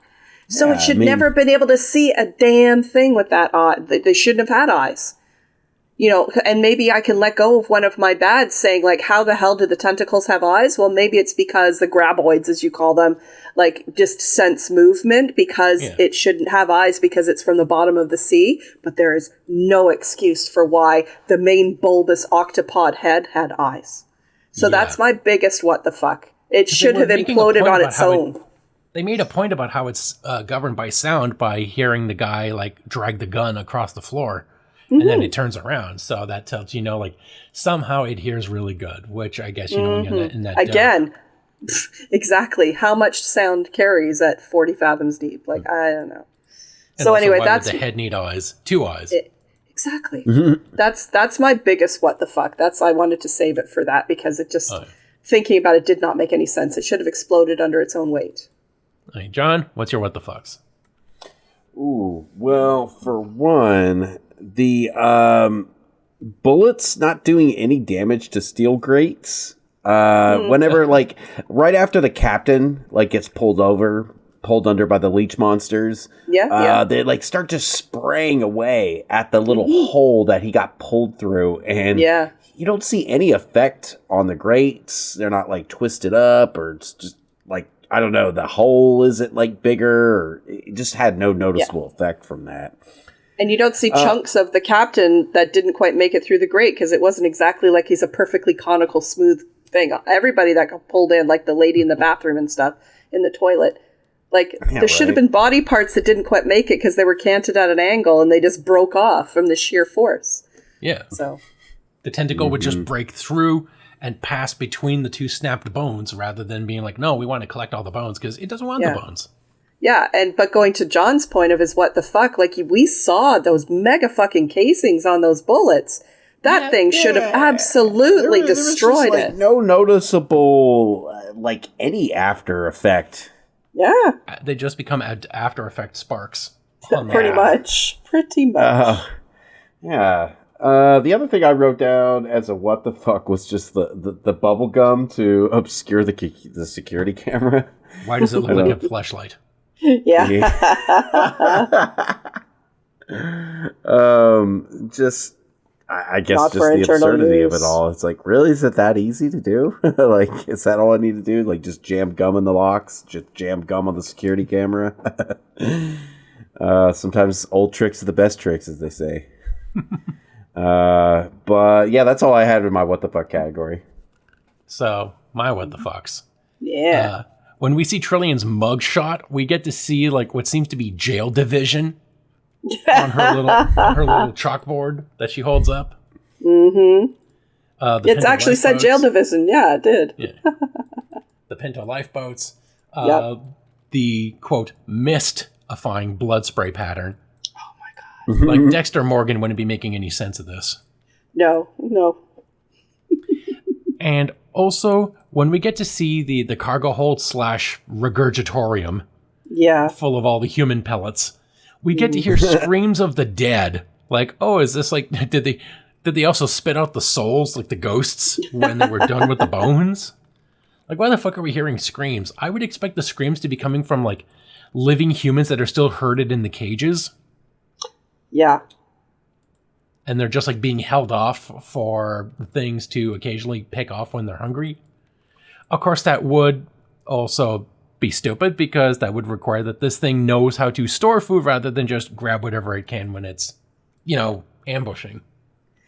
Interestingly, one of the earlier scripts actually had that as a meat locker as well, so that there were also kind of, again, that's probably why they pulled it, because it's very Alien-esque, where they were storing people that were half-eaten but still alive, so that they could go back to them. That it would have the idea of not just like letting the stuff drop to the bottom as like ocean snow. Yeah. That they have the idea of storing anything for later when their environment has never given them the concept of storage. Had they kept that in, the screaming would have made sense. Yeah. Because they would have all been screaming, the ones that were still alive. It's like, no, but otherwise, these are just ghosts and memories. Yes, exactly right. Everything flying in the casino near like the 3/4 point of the movie, and yet the people aren't. Like, this is when like the big head shows up. Just before it shows up, Yes. we see everything in the casino flying. No tentacles grabbing and throwing shit. It's just stuff flying around because we've heard the screams of the dead. Now they've coalesced into a massive poltergeist. I was going, Carol Ann, step into the light. Because they were just flying all over the place. And there was nothing that Step away from the roulette wheel. Exactly. This boat is clear. This poker table's clean. And also, like, we just don't see the tentacles doing it. And why are the wooden props exploding? Yes, another thing. Like, there wasn't enough in that casino for things to explode. The only thing that went to explode were the fireworks, and they just did it in a fireworky way, not in a conflagration sort of way. And also, why did the entire ship explode in series? Like, did someone leave all the gas stoves on for 48 hours? Yep. Don't light a match. That's what Panucci was doing the whole time, you know. Before he got on that thing, he was out there turning on all the burners on every floor, you know. He is a chaos gremlin. I just wanted to knock everyone out. No, you gotta make it sound more whiny. I misjudged the boom. Yes. So now we can take it to the kill of the week. And my kill is going to be Digimon Oh, for Hansu, sure. Digimon with the axe. That was so good. That was mine too, but I'll find another one. That was so good. We're pretty much believing that, oh, this guy's going to encounter the monster when he opens up the door. No, it's just a regular human who's just thinking that the monster somehow figured out doors. Right. And then the appropriate retaliation of Hanover, just like, I'm going to fucking kill everyone in front of me. Yeah, pretty much, which I think is actually one of the more reasonable and rational things. Yeah, I do that too. We didn't complain about that because it made sense. Someone is throwing an axe into my men. Fuck you all. Yeah, fuck everyone in this room. It was so well done. Like, Jimon Hunsu, I hope he counts that as one of his more favorite moments in acting. Oh, it's so good. This was around the time when I started thinking, like, okay, this movie's got it good. This movie's got the guts for a good movie. It's got all the ingredients. Lots of guts. So that's my kill. Yeah, that was the part where I put like my 4-star rating on the table, and I'm like, okay, now all that's left is for you to disappoint me. If you don't do that, you've cleared several bars. And you're going to get a favorable tip at the end of this. And so it went ahead and disappointed. So, John, what's your kill? I'm going to go with the toilet. Getting, I guess, dragged, pulled in from your asshole, because that it I don't know, it elucidates a very early fear I had as a kid. I used to be afraid of the toilet and thinking like Jaws was going to come out of the toilet and pull me under or something. Well, that's because we all saw the Goonies cover. We all saw the Goonies VHS cover with monsters coming out of the toilet, or Ghoulies. Mm-hmm. Yeah, exactly. We all saw the Ghoulies and we're just like, oh, there's monsters in the toilet. Or we read like or saw like headlines in the Inquirer or the World Weekly News where it's just like, child devoured by snake while on the potty. Like, boom. Yeah.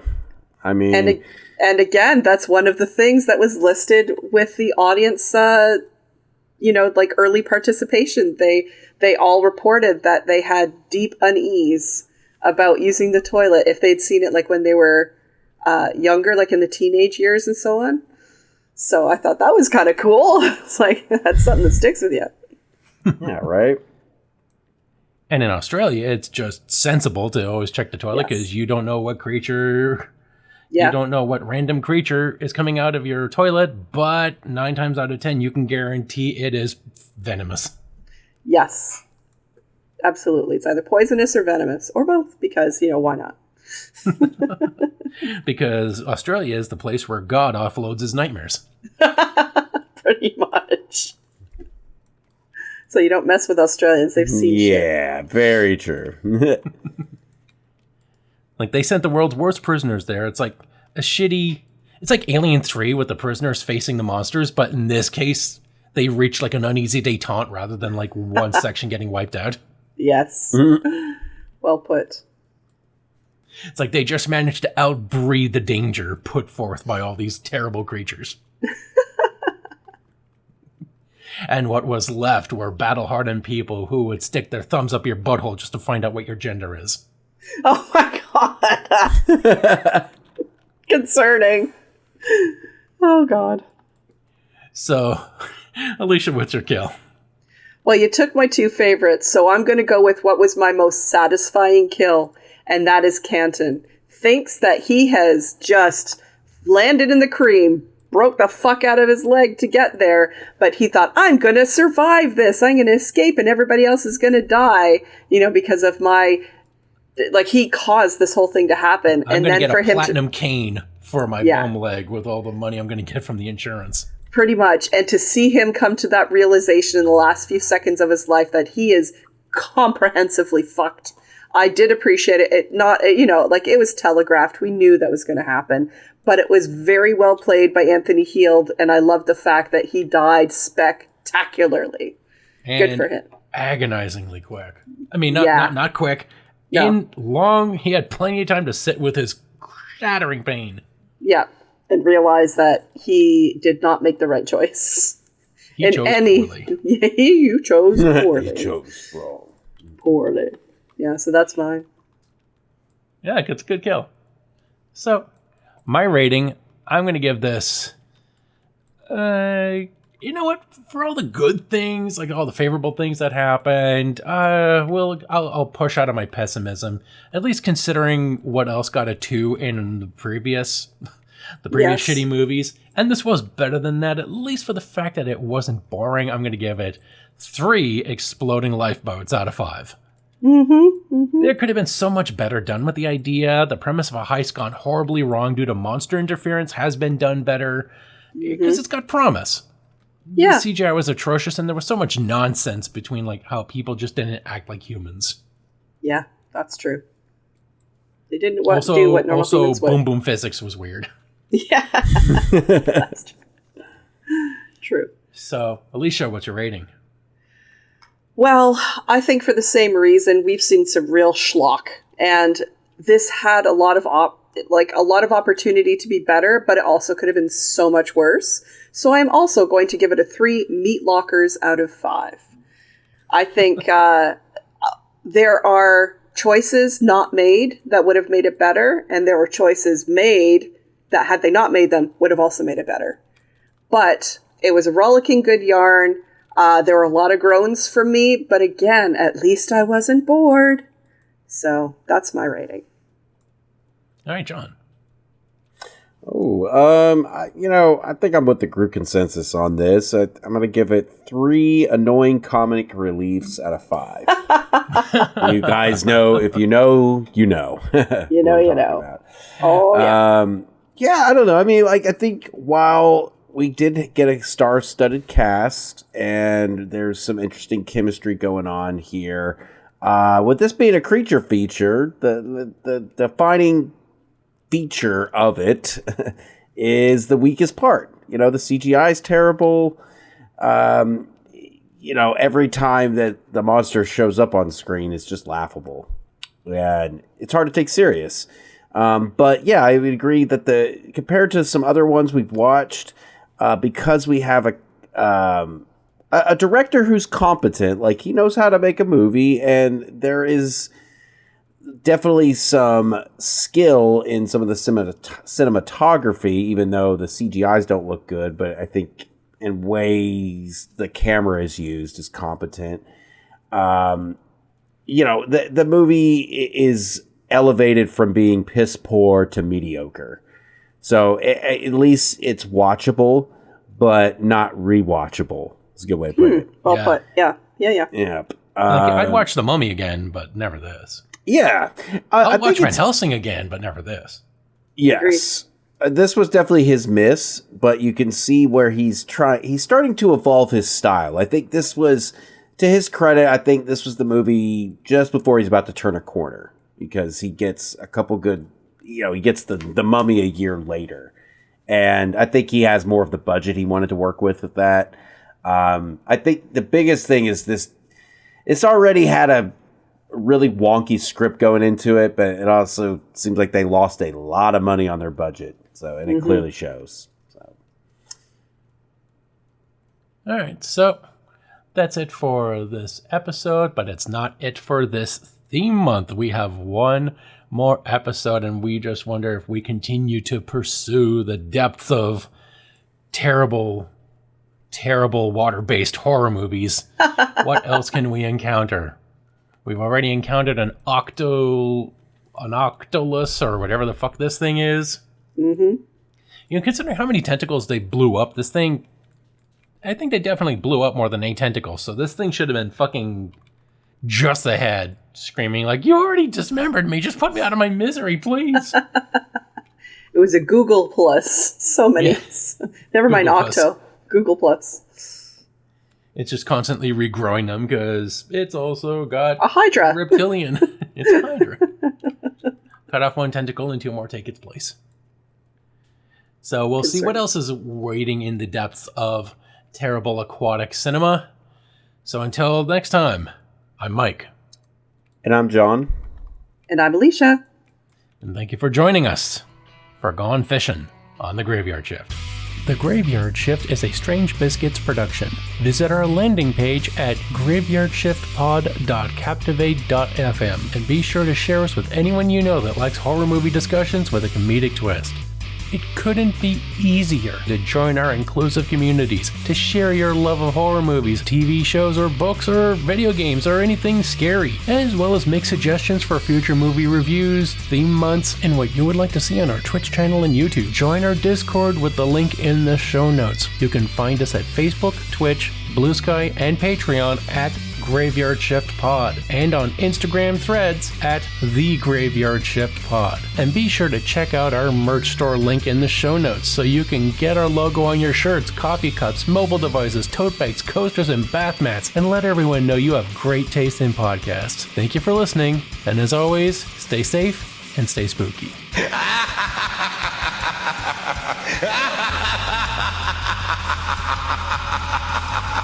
ha ha ha!